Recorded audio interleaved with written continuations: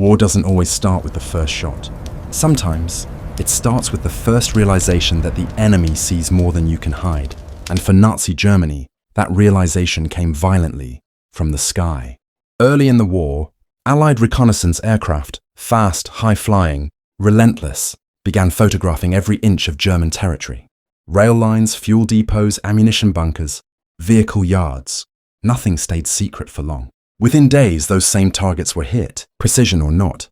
The British and later the Americans understood one thing very clearly. If they could see it, they could bomb it. And Germany, stretched across multiple fronts, simply didn't have enough resources to protect everything. Anti-air guns were limited. Concrete shelters were expensive. Real armor and aircraft could not be multiplied endlessly. Germany needed a different kind of weapon. A weapon made not of steel, but of perception. The idea wasn't new, but the desperation was. After suffering repeated losses from aerial strikes, German command began studying every reconnaissance report they intercepted from the Allies. And what they found was startling. The Allies weren't actually seeing reality. They were seeing silhouettes, shadows, outlines, shapes that looked like war equipment when viewed from thousands of feet in the air. A tank wasn't a tank to a pilot. It was a dark rectangle with a turret-shaped dot. An aircraft wasn't an aircraft. It was a winged shadow on concrete. And artillery wasn't a cannon. It was a long straight line with wheels attached. The war from above was reduced to shapes. That was the moment Germany realized something big. If the Allies were fighting with images, Germany could respond with illusions. This realization took root in early 1940. German engineers, camouflage specialists, and Luftwaffe planners gathered in hidden offices to explore one radical idea. What if we could make something that looks real, but isn't? And what if we could hide something real by making it vanish into the landscape? The first tests were embarrassingly simple. Wooden, boards arranged in the shape of a wing, a few straw bundles tied to resemble tank armor, old farm carts painted dark to mimic artillery. They didn't look very convincing from the ground, but from the air, they were perfect. Planes flying overhead reported large tank columns, new aircraft lined on runways, artillery emplacements preparing to fire, all of it fake, all of it made from wood, straw, wire, and paint. This early success lit a fire across the German high command. If a handful of farm materials could fool Allied reconnaissance, then a full-scale deception program could protect cities, airports, supply depots, and entire divisions. It was cost-effective, fast, and incredibly deceiving from the cockpit of a bomber trying to identify targets while dodging anti-aircraft fire. The Germans even studied sunlight angles, cloud shadows, and the habits of Allied reconnaissance pilots. They learned what time of day planes flew, which directions offered the most visibility, and how the human eye tends to complete shapes even when they aren't fully real. This wasn't child's play. It was psychological warfare through geometry. By late 1940, a new kind of battlefield emerged in Europe, one made of wood, cloth, straw, and cleverness. Fields across Germany began filling with decoy runways, long strips of dirt shaped like military airfields, complete with fake tire marks painted on the ground. Forest edges began hiding wooden tanks covered in soot to mimic engine burn. Even fake soldiers made from sticks appeared near bunkers to give the illusion of manpower. In some places, Germany created entire phantom bases, complete with rows of fake aircraft that glimmered, just enough in the sunlight to fool a pilot, looking through a blurry reconnaissance lens. But the illusion had a deeper purpose than just protection. Germany realized something more powerful. Decoys didn't just save real assets, they wasted Allied time, fuel, intelligence, and bombs. If an Allied squadron dropped an entire payload on a wooden airfield, that wasn't just a harmless explosion. It was a strategic victory for Germany. Bombs lost, fuel wasted, hours gone, morale shaken, intelligence misled. Every fake tank destroyed meant one real tank saved. Every decoy plane bombed meant one real Luftwaffe fighter lived to fly another day. And so the first phase of Germany's deception strategy was born, not as a clever trick, not as a side project, but as a full-fledged survival strategy. A strategy built on one idea.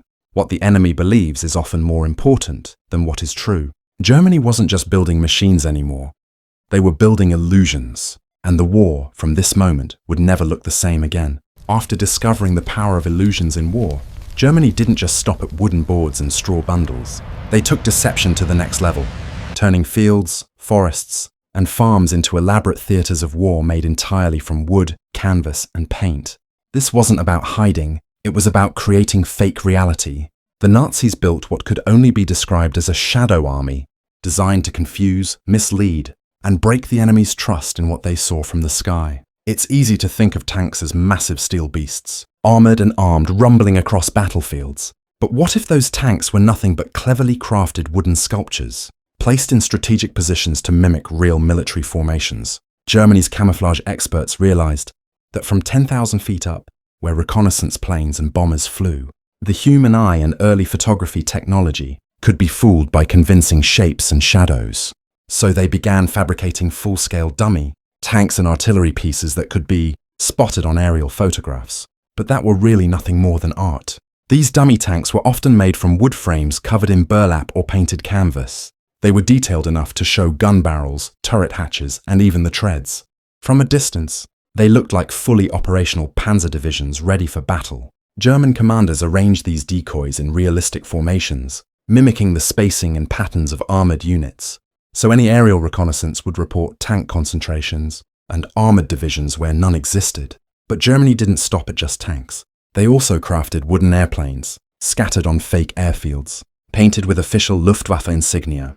These wooden aircraft weren't just static models. They were arranged to mimic runway activity, taxiing patterns, and even aircraft parked in hangars made from canvas and timber. Fake runways were created with painted markings and gravel, designed to look convincing from above. By lighting these fields at night with carefully placed lamps, the illusion was made even stronger. Beyond just physical decoys, German camouflage nets became a vital weapon in the war of deception. These weren't ordinary nets. They were sophisticated mesh coverings designed to break up the outline of tanks, artillery, and even entire airfields. When stretched over vehicles or buildings, these nets distorted shadows and shapes so effectively that even when bombers flew lower, they had trouble identifying what was real and what was camouflage. The result was a massive deception network that stretched across occupied Europe and Germany itself. The German military understood that if they could manipulate the enemy's eyes, they could buy time to repair, reinforce, and counterattack. Every dummy tank that diverted Allied bombs was a real tank kept safe. Every wooden plane that absorbed artillery fire was one fewer pilot lost. The psychological impact was profound. Allied pilots reported confusion, frustration, and uncertainty, realizing that not every shadow or silhouette was a valid target. German commanders combined these decoys with other forms of camouflage, such as painting fake roads on airfields, placing fake bridges over rivers, and using natural foliage to mask real installations. The blending of deception and camouflage turned entire regions into complex puzzles for Allied intelligence. Bombers sometimes hesitated, forced to guess what was real, often choosing the wrong targets. One of the most remarkable aspects of Germany's dummy equipment was how it integrated with their broader war strategy. The Nazis weren't merely trying to defend, they wanted to mislead the enemy's strategic planning by simulating troop movements, airfield expansions, or supply depots where none existed. They fed false intelligence into Allied decision-making processes. The Allies would allocate resources, plan attacks, and prepare defenses based on illusions carefully crafted from wood and paint. However, these wooden armies had their limits. From closer reconnaissance and with the advancement of radar and photographic technology, Allied forces began to spot inconsistencies, shadows that didn't align, lack of movement, or details that didn't match real equipment. But early in the war, before technological improvements, these decoys were alarmingly effective. They not only protected German assets, but also wasted precious Allied bombs and fuel, indirectly saving German lives and resources. In a war where every tank, every plane, and every fuel depot counted, Germany's use of wooden decoys and camouflage nets was a stroke of strategic brilliance. It demonstrated that war wasn't just fought with guns and bombs. It was fought in the mind, in perception, and in this battle of shadows and silhouettes, Germany held an unexpected advantage for a critical period of the conflict. Following Germany's impressive use of wooden tanks, fake planes, and sophisticated camouflage nets, the question arises, did these illusions actually work? The answer is a compelling yes, but with complex consequences that rippled across the entire Allied campaign. Early in the war, German decoy tactics effectively disrupted Allied intelligence and bombing missions, making them doubt what they were targeting. Allied reconnaissance pilots, tasked with identifying enemy positions, were often fooled by the convincing fake armor and airfields. This hesitation wasn't just a minor inconvenience, it affected the timing and accuracy of bombing raids. which were critical in weakening the German war machine. Imagine a squadron of Allied bombers flying over Europe on a cold morning. They spot what looks like a sprawling tank base, rows of panzer models lined up, ready for battle. Reports are sent back. Heavy concentration of armor. Yet, as bombs fall, the crews realize the devastation is not crippling an actual force, but destroying wooden dummies and canvas facades. The real tanks, meanwhile, remain safely concealed or positioned elsewhere. This was the psychological effect Germany sought. Allied pilots and intelligence officers began to second-guess their own eyes, wary that what they saw might not be real. This doubt created caution, slowing down operations and forcing commanders to seek additional confirmation before committing to large-scale attacks. But the decoys weren't merely passive tools for defense. German commanders used them aggressively as part of strategic feints. By placing dummy units in unexpected locations, they manipulated Allied expectations about where German forces were concentrated. The Allies could be drawn into attacking empty fields, while real troops mobilized elsewhere. Take, for example, the critical campaigns on the Eastern Front. German decoys were positioned to simulate armored units, preparing for attack or retreat, confusing Soviet intelligence about the Wehrmacht's true capabilities and movements. Fake airfields suggested imminent Luftwaffe sorties that never materialized, forcing enemy forces to divert air defense assets unnecessarily. This deceptive chess game forced the Allies into costly mistakes. Resources were wasted on bombing wooden tanks or guarding phantom airfields. Time was lost verifying targets, and in the brutal pace of WWII, every hour mattered. Yet, as the war progressed, the Allies learned to counter these ruses. Advances in reconnaissance technology, like better aerial photography, radar imaging, and ground intelligence, allowed them to distinguish between real and fake. They developed methods to detect inconsistencies, shadows that didn't change, absence of vehicle movement, and lack of repair activity after supposed hits. Still, the legacy of German decoys lived on. Even when identified, the sheer number of dummy sites forced Allied planners to reconsider the reliability of their intelligence, injecting an element of uncertainty that complicated operational planning. Beyond the battlefield, these decoys had a deep strategic significance. They bought the German military precious time to reinforce and regroup. For example, by protecting actual tank divisions from air attacks, Germany maintained stronger armored forces for counteroffensives.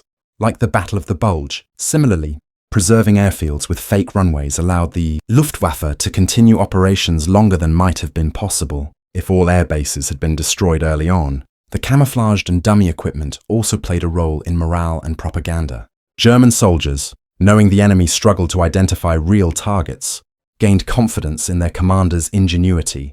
Conversely, Allied forces grew frustrated with the elusive nature of German defenses, which seemed to vanish or shift unpredictably. It's important to note that Germany was not alone in using decoys, but their scale and integration into military strategy were unique. The German approach was systematic, involving coordination between engineers, artists, and military strategists, reflecting a deep understanding of warfare's psychological dimensions. In summary, the wooden tanks, fake planes, and camouflage nets were not just clever tricks. They were vital components of Germany's war effort.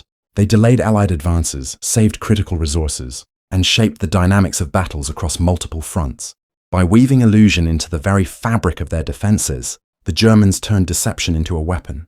And though ultimately the Allies overcame these tactics, the impact of Germany's dummy war machine remains a fascinating testament to wartime creativity and the power of perception in battle.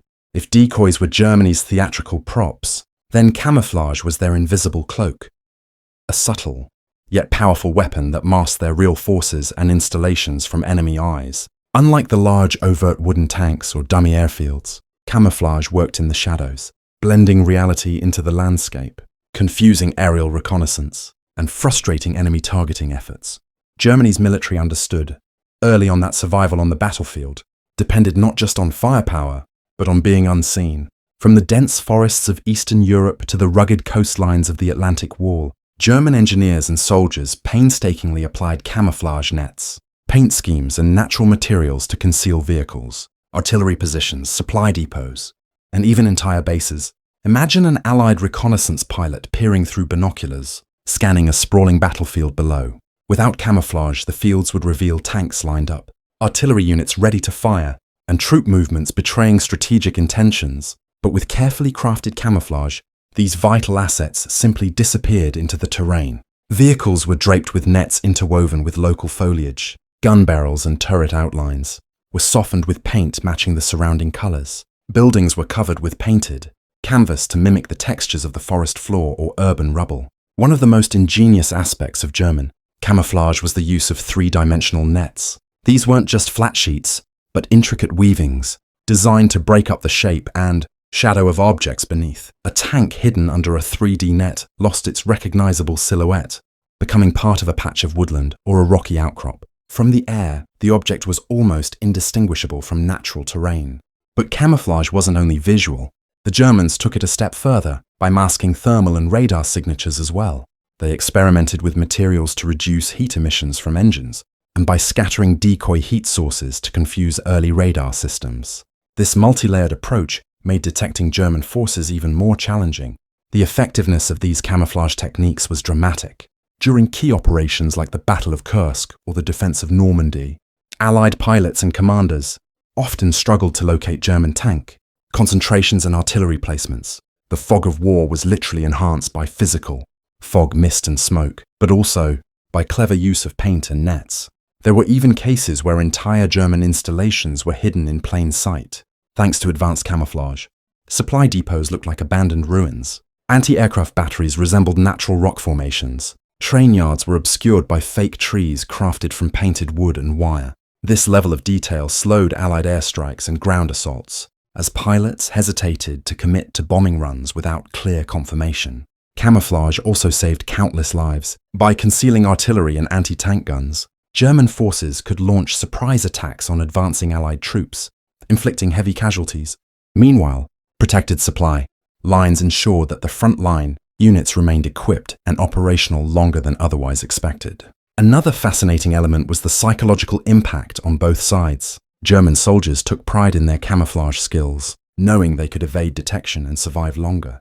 Conversely, Allied intelligence officers grew frustrated by the constant uncertainty. An unseen enemy meant increased risk, slower advances, and greater need for caution. However, camouflage was not perfect. Harsh weather, battle damage, and wear and tear sometimes revealed the hidden positions. Over time, Allied reconnaissance improved, using infrared cameras and high-altitude photography to detect subtle differences in terrain. But even with these advances, German camouflage continued to play a vital role throughout the war. From a strategic perspective, camouflage was a force multiplier. It amplified the effectiveness of German units by protecting them from preemptive strikes. In the brutal, fast-paced battles of WWII, this often made the difference between survival and destruction. Moreover, the German use of camouflage inspired other nations to develop their own techniques. Post-war military doctrine increasingly recognized the importance of concealment, deception, and visual disruption, concepts pioneered on the battlefields of Europe. In the end, Germany's mastery of camouflage was not just about hiding, it was about controlling the battlefield narrative. By shaping what the enemy could see or not see, the Germans manipulated perceptions, delayed attacks, and gained tactical advantages that prolonged their resistance. This silent art of deception, woven into forests, fields, and fortresses, was a testament to human ingenuity under pressure, a reminder that sometimes the greatest weapon is the one that never fires a shot, but changes the very rules of engagement. Imagine the vast Pacific Ocean during World War II, battlegrounds spread across thousands of islands, many uninhabited and remote. In this immense theater, where every aircraft carrier, every bomber, and every airstrip was a critical asset, Japan found a way to stretch their resources by inventing a form of military trickery that was both simple and astonishingly effective. Japan's secret weapon wasn't new technology or high-tech radar. It was an army of wooden planes and fake airfields made from bamboo, plywood, and cloth, designed to fool American reconnaissance and delay attacks. These were the infamous bamboo bombers, life-sized models of fighter planes and bombers, crafted meticulously from lightweight materials like bamboo poles, wooden frames, and canvas coverings. From the air, especially at the high altitudes typical of American reconnaissance flights, these decoys looked shockingly real. Japanese engineers and soldiers constructed these wooden replicas on airfields across the Pacific Islands, often in locations that the Americans were desperately trying to identify and destroy. The goal was to create confusion, If American pilots spotted these decoy airfields and planes, they might report false intelligence or waste precious bombing runs on empty targets. The fake airfields themselves were just as clever. Using simple materials like crushed coral, sand, and wooden planks, the Japanese built imitation runways that reflected sunlight similarly to real airstrips. They placed these dummy airstrips near real ones or in nearby locations to divert attention. Sometimes, they even created fake hangars and maintenance buildings out of lightweight materials that looked convincing from the air but had no real functionality on the ground. One of the most fascinating aspects was how these bamboo bombers were arranged. They were lined up in formation on the ground, painted to mimic authentic squadron markings, and positioned to catch the sun just right, so that when American planes flew overhead, the decoys cast shadows and glinted in ways indistinguishable from real aircraft. From an intelligence perspective, this was a nightmare for American forces. Pilots and photo interpreters struggled to tell which islands had active airfields, and which were cleverly staged deceptions. Time was of the essence in the Pacific. War, every bombing sortie and airstrike, needed to be precise, or it could lead to wasted resources and missed opportunities. Moreover, these bamboo bombers were not just for show. Their presence helped the Japanese mask the real locations of their operational airfields, protecting them from immediate discovery. While American bombers were dropping their payloads on fake airstrips, the genuine Japanese air forces could continue, operating from hidden or less obvious locations. The psychological impact on American crews was significant too. Reports of airfields bustling with planes, only to find ruins or empty fields upon arrival, led to frustration and caution. This hesitation gave the Japanese precious time to regroup, repair, and reinforce key positions. Interestingly, bamboo bombers were lightweight and inexpensive to build, allowing Japan to produce dozens quickly despite wartime shortages of metals and fuel. The materials, mostly natural and locally sourced, made them ideal for the Pacific Islands, where supply lines were long and vulnerable. Japanese commanders also used these decoys in combination with radar, jamming and nighttime blackouts, enhancing the illusion that their air power was stronger and more widespread than it truly was. It was a multi-layered deception strategy, blending physical trickery with electronic warfare and strict operational secrecy. One documented example was the defense of the Gilbert and Marshall Islands, where Japanese forces deployed extensive bamboo bomber decoys alongside real aircraft. The Americans initially overestimated Japanese strength there, leading to prolonged campaigns and costly battles. As the war progressed, American intelligence gradually improved its ability to detect these decoys through photo, reconnaissance and reconnaissance flights at different angles and altitudes. Yet, even late in the war, bamboo bombers continued to confuse and delay attacks, proving their enduring tactical value. This approach, while seemingly primitive compared to the cutting-edge technologies of radar and sonar, underscores a timeless truth of warfare. Deception doesn't require complexity, only creativity and cunning. Japan's bamboo bombers and dummy airfields exemplify how limited resources can be transformed into strategic assets. They forced the United States to second-guess every target, slow down their operational tempo, and expend valuable time and materials on illusions. In the grand scope of World War II, these wooden warriors might seem insignificant compared to battleships and fighter jets, but their role in the Pacific theater was crucial. They saved real planes, pilots, and equipment from destruction, contributing to the prolonged resistance of Japanese forces across the vast ocean. Ultimately, Japan's bamboo bombers reveal a fascinating chapter of military history where the line between reality and illusion blurred, a battlefield where wood and bamboo stood in for steel and firepower, buying time in one of the most brutal and unforgiving theaters of war.